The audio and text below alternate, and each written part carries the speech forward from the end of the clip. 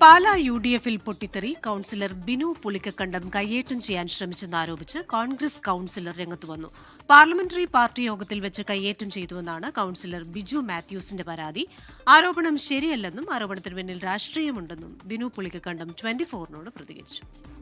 കൊട്ടാരമറ്റത്തെ auto stand മാറ്റുന്നതുമായി ബന്ധപ്പെട്ടാണ് തർക്കമുണ്ടായത്. Parliamentary party യോഗത്തിൽ വിഷയം ചർച്ചയ്ക്ക് വന്നപ്പോൾ കയ്യേറ്റത്തിന് ശ്രമിച്ചുവെന്നാണ് പരാതി. തുടർന്ന് ബിജു മാത്യൂസ് പോലീസിൽ പരാതി നൽകി. ഇതോടൊപ്പം പുളിക്കക്കണ്ടം കൌൺസിലർമാർ ഏകപക്ഷീയമായി പെരുമാറുന്നുവെന്ന ആക്ഷേപവും കോൺഗ്രസ് കൌൺസിലർ ഉന്നയിക്കുന്നുണ്ട്. കയ്യേറ്റം ചെയ്യാൻ ശ്രമിക്കുക മാത്രമല്ല, എന്റെ ജീവൻ അപകടത്തിലാകുമെന്ന ഒരു ചിന്തയിലേക്ക് വന്നുകൊണ്ടാണ് ഞാൻ ഇവിടുന്ന് ഓടി രക്ഷപ്പെടുന്നത്. വാതിൽ തുറന്ന് ഞാൻ ഓടി രക്ഷപ്പെടുകയായിരുന്നു. കോൺഗ്രസിന്റെ പാർലമെന്ററി പാർട്ടിയുടെ യോഗമുണ്ടായിരുന്നു. ആ യോഗത്തിലെടുത്ത തീരുമാനം ബിനുവിനോട്, അല്ലെങ്കിൽ കാരണം അവിടെ എല്ലാം ബിനു കേന്ദ്രീകൃതമാണ്.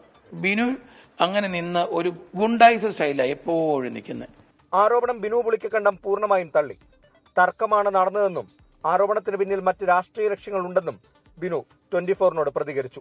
അത് തികച്ചും അടിസ്ഥാനരഹിതമായ ഒരു ആരോപണമാണ്. കാരണം ഞാനത് വ്യക്തിപരമായിട്ട് പറയുന്നതല്ല. ഞങ്ങൾ ചെയർപേഴ്സന്റെ മുറി വെച്ച് പാർലമെന്ററി പാർട്ടി കൂടുന്നു. 14 കൌൺസിലർമാരാണ് UDF-നുള്ളത്. 2 പേരെ അസൗകര്യം അറിയിച്ചിരുന്നു. 12 കൌൺസിലർമാരും കോൺഗ്രസിന്റെ മണ്ഡലം പ്രസിഡന്റും കേരള കോൺഗ്രസിന്റെ മണ്ഡലം പ്രസിഡന്റും ഉൾപ്പെടെ ഞങ്ങൾ 14 പേര് വരുന്ന ഒരു യോഗത്തിൽ അജണ്ടകൾ ചർച്ച ചെയ്തപ്പോൾ സാധാരണ രീതിയിലുണ്ടാകുന്ന അഭിപ്രായ വ്യത്യാസങ്ങളും ചർച്ചകളും ആണ് ഉണ്ടായത്. LDF-നൊപ്പം നിന്നപ്പോൾ നഗരസഭാ കൌൺസിൽ ഹാളിൽ വെച്ച് ഒരു കേരള കോൺഗ്രസ് കൌൺസിലറെ ബിനു പുളിക്കക്കണ്ടം മർദ്ദിച്ചത് വിവാദമായിരുന്നു. ഇത്തവണ ആർക്കും ഭൂരിപക്ഷമില്ലാതെ വന്നതോടെയാണ് സ്വതന്ത്രരായി വിജയിച്ച പുളിക്കക്കണ്ടം സ്ഥാനാർത്ഥികളെ കോൺഗ്രസ് പിന്തുണയ്ക്കാൻ തീരുമാനിച്ചത്. മറ്റ് കൌൺസിലർമാർ പറയുന്നില്ലെങ്കിലും പുളിക്കക്കണ്ടം കൌൺസിലർമാരുമായി കോൺഗ്രസ് ഉണ്ടാക്കിയ ധാരണകൾ സ്ഥിരമായി ലംഘിക്കുന്നുവെന്ന ആക്ഷേപവും ബിജു മാത്യൂസ് മുന്നോട്ട് വെക്കുന്നുണ്ട്. എന്തായാലും പാലായിലുണ്ടായ UDF ധാരണ എത്രനാൾ മുന്നോട്ട് പോകുമെന്നാണ് ഏവരും ഉറ്റുനോക്കുന്നത്. കോട്ടയത്ത് നിന്ന് അരുൺ ഇൻഡൂറിനൊപ്പം ടോബി ജോൺസൺ, 24.